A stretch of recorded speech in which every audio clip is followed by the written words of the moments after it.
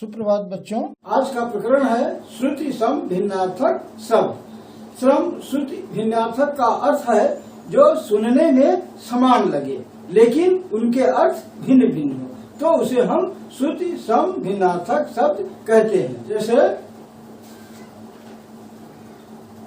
अनल और अनिल, ये दो शब्द ऐसे हैं जो सुनने में तो लगभग समान लगते हैं लेकिन इनका अर्थ भिन्न है। जैसे अनल का शब्दार्थ है आग और अनिल का शब्दार्थ है वायु।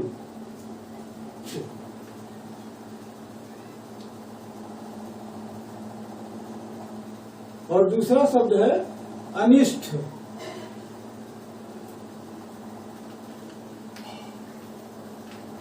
अब अनिष्ट का मतलब होता है अनचाहा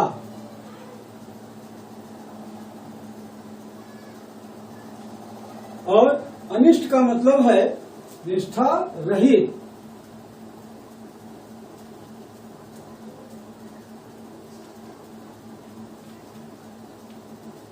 अब ये अनिष्ट और अनिष्ट दोनों सुनने में तो लगभग समान लगते हैं लेकिन इनका अर्थ भिन्न है। जैसे अनिष्ट का मतलब है अनचाहा और अनिष्ट का मतलब है निष्ठा रहित।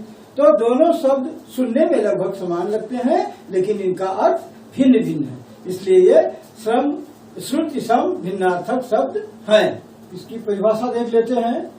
ऐसे शब्द जो सुनने में लगभग समान लगते हों परंतु उनका अर्थ भिन्न हो, उन्हें श्रुति सम भिन्नार्थक शब्द कहते हैं। जैसे अनु, अनु का शब्दार्थ है पीछे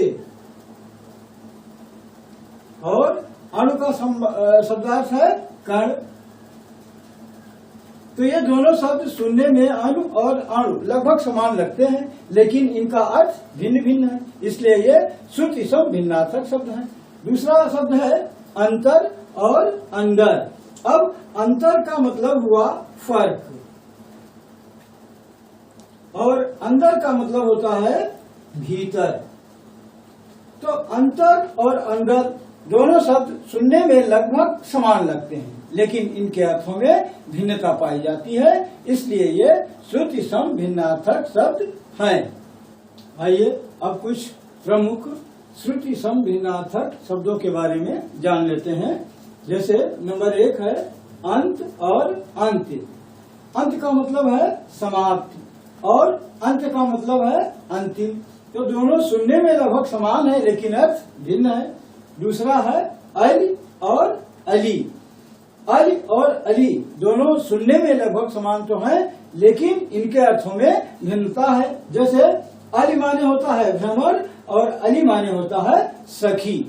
अगला शब्द है अपचार और दूसरा शब्द है उपचार। अब अपचार का मतलब है अपराध जबकि उपचार का मतलब है इलाज।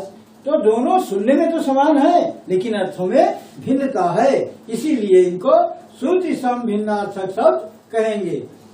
अगला है अंक और अंग। अब अंक और अंग सुनने में लगभग समान लगते हैं लेकिन इनके अर्थों में भी भिन्नता है। जैसे अंक का शब्दार्थ हुआ गोद और अंग का शब्दार्थ हुआ भाग। जैसे कहा जाता है कि संज्ञा के 3 अंग हैं, तो अंग माने यहाँ होता है भाग। तो दोनों के अर्थों में भिन्नता है, इसलिए श्रुति सम भिन्नार्थक शब्द हैं। अगला शब्द है आमरण और आभरण। अब आमरण और आभरण सुनने में लगभग समान तो हैं लेकिन इनके भी अर्थों में भिन्नता है। जैसे कि आमरण का अर्थ है मरने तक जबकि आभरण का अर्थ है सजावट। इसी तरह अगला शब्द है कली और कली। कली का अर्थ है कलियुग और कली का अर्थ है अधखिला फूल। इसी तरह अगला शब्द है जरा और जर्रा। अब जरा का शब्दार्थ है बुढ़ापा जबकि जर्रा का शब्दार्थ है कण। तो दोनों शब्द सुनने में लगभग समान लग रहे हैं लेकिन अर्थों में भिन्नता है, इसलिए श्रुति सम भिन्नार्थक शब्द हैं। अगला शब्द है तरंग और तुरंग। सुनने में समान है लेकिन अर्थ में भिन्नता इनके भी पाई जाती है। जैसे तरंग मीन्स होता है लहर, जबकि तुरंग मीन्स होता है अश्व या घोड़ा। तो दोनों के अर्थ अलग अलग हैं लेकिन शब्द सुनने में लगभग समान है। तो ये शुद्ध सम भिन्नार्थक शब्द है। अगला शब्द है अन्न और अन्य। अब देखिए, अन्न का अर्थ है अनाज, जबकि अन्य का अर्थ है और कोई या दूसरा। अगला शब्द है अंश और अंश। देखिए, इस अंश में ये जो सा है इसको दंती सा बोलते हैं। इसका जब उच्चारण करते हैं अंश, तो दांत एक दूसरे को आपस में स्पर्श करते हैं, इसलिए इनको दंती सा बोलते हैं। तो जिस अंश में दंती सा का प्रयोग होता है उसका अर्थ है कंधा, और दूसरा अंश है इसमें यह जो सा प्रयोग हुआ है इसको तालवी सा कहते हैं। सा, जैसे जब सा को हम उच्चारण करते हैं तो जीभ आपस में मुड़कर तालु को स्पर्श करती है, इसलिए इसे तालवी सा कहते हैं। तो इस अंश का अर्थ है भाग। तो दोनों अंश के अर्थ में भिन्नता है लेकिन सुनने में समान है, इसलिए श्रुति सम भिन्नार्थक शब्द है। अगला शब्द है दिन और दीन।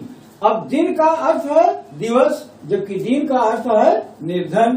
दोनों सुनने में तो समान लेकिन अर्थों में भिन्नता है, इसलिए श्रुति सम भिन्नार्थक शब्द है। अगला शब्द है इत और इति। इत का अर्थ है इस ओर, जबकि इत का अर्थ है अंत। तो दोनों सुनने में लगभग समान है लेकिन अर्थ में भिन्नता है। अगला शब्द है पका और पक्का। अब पका का अर्थ है पका फल, जैसे अमरूद पका है। दूसरा है पक्का या मजबूत, उनका घर पक्का है। तो यहाँ पका और पक्का सुनने में समान है लेकिन अर्थों में भिन्नता है, इसलिए ये भी श्रुति सम भिन्नार्थक शब्द है। और अगला है अविराम और अविराम। दोनों सुनने में समान लग रहे हैं लेकिन अर्थों में भिन्नता है। जैसे अविराम मतलब होता है सुंदर, जबकि अविराम मतलब होता है लगातार या बिना रुके हुए। तो ये सुनने में समान लग रहे हैं लेकिन अर्थ में भिन्नता है, तो इसलिए इन शब्दों को श्रुति सम भिन्नार्थक शब्द कहते हैं। आज के लिए इतना ही, धन्यवाद।